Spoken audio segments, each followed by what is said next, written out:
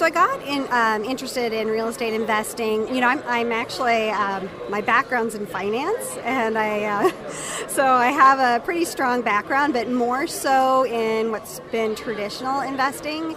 And it's funny that we've been touting diversification for so long, and it's been like that mix of stocks and bonds. And I really felt like after all this time preaching to others that, this should work for them, it wasn't even working for myself, and thought that I really need to venture out. And, real estate investing it definitely interested me. It wasn't something that I struggle with. It was, something that I got excited about right away. It made sense to me. And so it's more so of creating that team and, knowing how to go about it was my biggest challenge in figuring out. Because with traditional investing, you can figure out an ETF or a mutual fund. You do online research.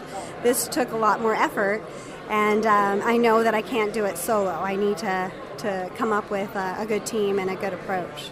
So I found Jason, I was listening to not his podcast, but one that he spoke on. And it was just at that time, I was just trying to learn. I'm like, well, you sounded pretty smart, so I'm going to listen to his podcast. So, I actually listened to his podcast well over a year. And then I would say, it was more so just thinking, it just seemed like it was interesting, not necessarily something that would be right for me. And then all of a sudden, everything clicked and it was right for me to take the steps and really figure out what Jason's all about and the more of the program and to see if it would work for me. Welcome to the Creating Wealth Show with Jason Hartman. You're about to learn a new slant on investing, some exciting techniques, and fresh new approaches to the world's most historically proven asset class that will enable you to create more wealth and freedom than you ever thought possible. Jason is a genuine self-made multimillionaire who's actually been there and done it. He's a successful investor, lender, developer, and entrepreneur who's owned properties in 11 states, had hundreds of tenants, and been involved in thousands of real estate transactions. This program will help you follow in Jason's footsteps on the road to your financial independence day. You really can do it. And now, here's your host, Jason Hartman, with the complete solution for real estate investors. Welcome to episode 1362. And again, Happy New Year. Thank you for joining us. We're looking back and looking forward, and that is the traditional thing to do around the beginning of each year. This time, I guess we should be saying Happy New Decade, because we are in a new decade. And hopefully, we can help you have 2020 vision so that you can see down the road and see what's going to happen next with the economy, with the real estate market, and how you should invest to be more successful and more financially independent. And with looking forward, we always need to look back in order to gain a context as to what's going to happen next. Of course, last year, you heard a lot of discussion about the yield curve. In fact, some would say that it exploded, and we'll go into what that means, in the summer of last year, and then kind of died down. This, they say, is the predictor of a recession. In fact, it is such a good prediction tool for a recession that it's predicted every recession over the last 5 decades. Now, I don't think you have to be a genius to predict the recession, because it's definitely coming, like I always say. The only question is when, what flavor will it be, how deep and severe will it be, and of course, what should we do to prepare as good investors? I've got our in-house economist, Thomas, here with me to talk about this. Thomas, when they say the yield curve exploded, what do they mean exploded? What does that mean? Oh, they mean that higher maturity financial instruments have a lower yield than short-term instruments. What that means in practice is you go to the bank, and in this case, it's the 2-year and the 10-year treasury notes. Okay, so they look at these treasury notes, and what normally should happen is that when a lender loans money for a longer time, they need to get a higher interest rate to cover the inflationary risk and also just the good old time value of money, right? But the inflationary risk is much more uncertain as you go out longer in that loan, right? So if you make a loan for 10 years, that's a more risky loan than a loan for 2 years, right? Yep. Okay. And to do that, to be able to make that longer loan as the investor, as the lender, you need to be compensated more highly. That's normal.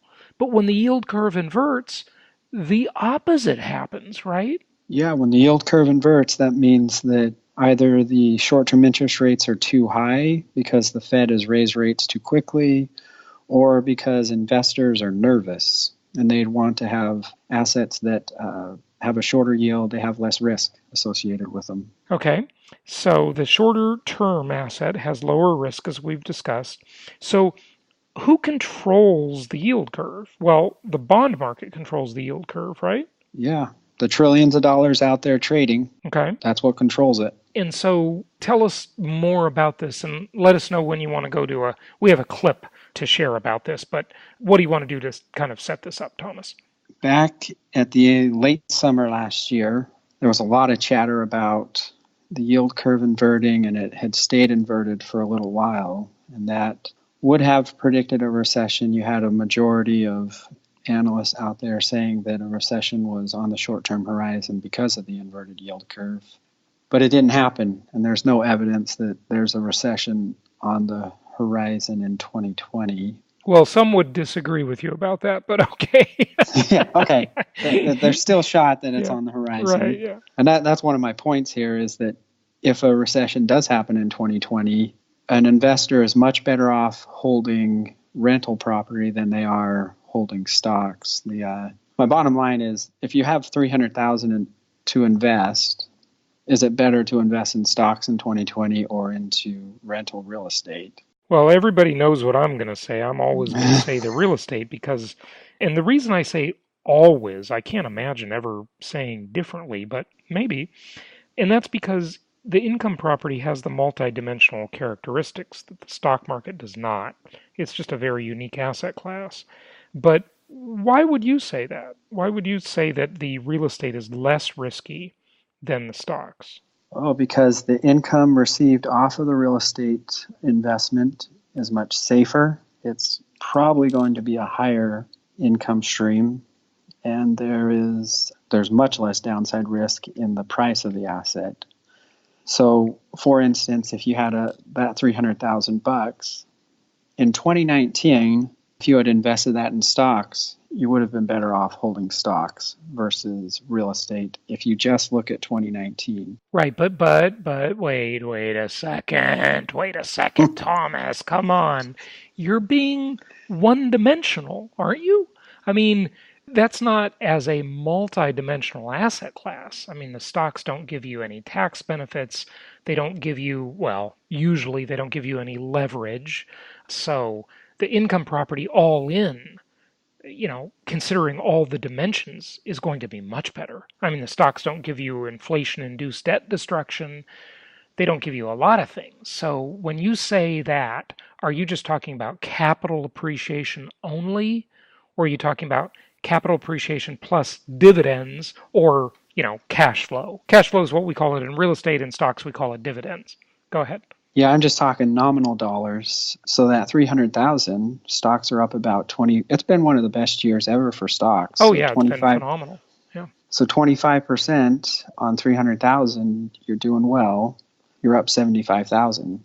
And if you held real estate, you probably made at least 36,000 on interest income, or real estate rental income. And then you also have if you bought low, you probably made 10% on prices, so you made another 30,000 there. If you bought maybe at a moderate price, maybe you only make 5% this year, so you're up 15,000 to 30,000 on the price, and then you got 36,000 on the rental income, so you're up maybe 65,000, 70,000 for real estate, and you're up 75,000 for stocks. So stocks, just on this nominal basis, not accounting for taxes or any other factors, stocks won, but that's in a year when stocks had one of their best years ever. And, it wasn't a great year for price appreciation, for real estate. Mm-hmm. So you can imagine if a great year for stocks only provides a little bit better return, then what about all the other years? And 2020 it's not going to happen that stocks are up another 25% in 2020 at least. Right. That's very unlikely. But let's just dissect what you said about it wasn't a great year for real estate appreciation. Problem with that statement is huge, and it's that you're probably going by the Case-Shiller index, which is maybe the most commonly used in terms of evaluating real estate appreciation. And 75% of that index is cyclical markets, and cyclical markets softened substantially last year. Now, they did kind of come back after that one of those rate cuts. We saw toward the end of the year those markets start to pick up. But again, we have to wait for those deals to close, and so there's a lag time. That's the other problem with the real estate is you get this lag time in reporting, whereas in stocks, it's day by day, it's instant. Well, it's hour by hour, it's minute by minute, it's instant, right? You know exactly what the market's doing, right? Minute by minute. But with the real estate, you have a lag time of at least a good 90 days or so. More than that, really, because the deal has to occur, meaning someone buys the house and then someone closes on the house. That's probably 45 days if it's a resale. If it's a new home construction, it's even longer than that, could be many months. And then that closing gets recorded, and that recording data gets tabulated, and then it gets reported on. Do you see how long that lag time is? It's huge. And that's always been one of the problems and opportunities with the real estate, right? It's good and bad, because if you're more aware of what's going on and you're watching the index that the National Association of Realtors launched several years ago, it's a newer index, which is the Pending Home Sales Index. But again, with pendings, they don't report the price. It's only a reporting of activity, not pricing, okay? So you have to make certain assumptions with that as well. But the stock market is immediate. It's a very, what you call a perfect market, right? It's all generated very quickly. But the real estate, it's much more old-fashioned. It has a much longer lag time to it. Before you mentioned that, I hadn't been thinking about the linear, cyclical, and hybrid markets. Right. You really got to divide them up. All real estate is local, obviously. And we've talked about that before, but go ahead. Yeah, linear and hybrid markets most of them probably won in 2019. Yep. And there's a higher likelihood that they'll win in 2020 as well. Yeah, they did really well. But remember, all of the return you get on that appreciation, hopefully you've got your properties leveraged, so it's a leveraged return. It's a 4-to-1 or a 5-to-1 ratio in terms of return. So even when you only see 5% appreciation, which is, nothing to write home about, if you've leveraged it, that really turns into 20 or 25% appreciation on a leveraged basis. So it's a lot better than it looks. Thomas, should we play the clip? You've got a CNBC clip here on the yield curve that's pretty interesting, and I want to just share that with our listeners. It'll give them a little break and some extra stuff to think about. Let's just play a little bit of this. And this is from CNBC. They have an awesome YouTube channel, by the way. Check that out. 1.3 million subscribers almost. They've got some great educational video content there. Here's a little clip from part of it. Traffic pattern may get people to start changing lanes. We're going to be talking about the yield curve here. Traffic. It's important to note that the recessions don't happen immediately after the inversion, but it does mean the clock is ticking, especially when it comes to the 3-month 10-year curves that Estrella has done so much work. And of course, when they say inversion, he means inversion of the yield curve. The recession isn't immediate after that. That's what they're talking about. The peak predictive power is for about a year ahead. Maybe a year to a year and a half. Another caveat is that quick, little inversions in the yield curve lasting for a day, a week, or even up to a month are considered exceptions to the rule. Instead, it's prolonged month-to-month inversions that suggest a recession is actually coming. And so they're saying that recession would be a year out. If you've got a prolonged yield curve inversion, then in about a year, expect a recession. Thomas, how long was the inversion this time? Of course, it can move in and out of that very subtly, but overall, do you have an answer for that? It was less than a month. If that was predictive, then that would mean July 2020 is when the recession would hit. Right. July, August 2020. And the other big part that's going to be interesting is, of course, that is a presidential election year. So, what does that mean? Right? There's a whole bunch of other stuff there, which is probably the topic of another show. Well, let's keep listening. It's also important to keep in mind that even a brief yield curve inversion can spook the markets. The fact of the matter is that we don't have the kind of markets that we used to have. We don't have markets where it's a personal touch to it, that we have individual investors out there doing things. Sometimes it's just yield curve inversion can get fed into the electronic trading systems, and it can just trigger really fast knee-jerk reactions. A lot of this is program trading, just computerized trading, especially when you have markets that trade on thin volume. It doesn't take a whole lot to move them. And when something that has the predictive power of an inverted yield curve comes along, it can be very influential in a highly sensitive market. So let's say the yield curve has actually inverted. What happens between that moment and the theoretical recession that the inversion is predicting? Well, a back and forth tends to emerge from market watchers, and the inversion in 2019 offered a good example, with one camp essentially saying this time it's different. It's always kind of a scary thing to say this time is different, but I'm going to say it. The famous last words of any investor. This time it's different, right, Thomas? Oh, I love to say that. Yeah, I know. It does seem different this time, but they've said that a lot throughout history, so maybe we should be careful with that statement. 2, the yield curve inversion I would not read too much into. There's no likelihood that the inversion of the yield curve that's occurring in this period, A, is similar to the ones that occurred in the prior period, or B, that it will lead to a recession. And another camp heeding the curve's warnings.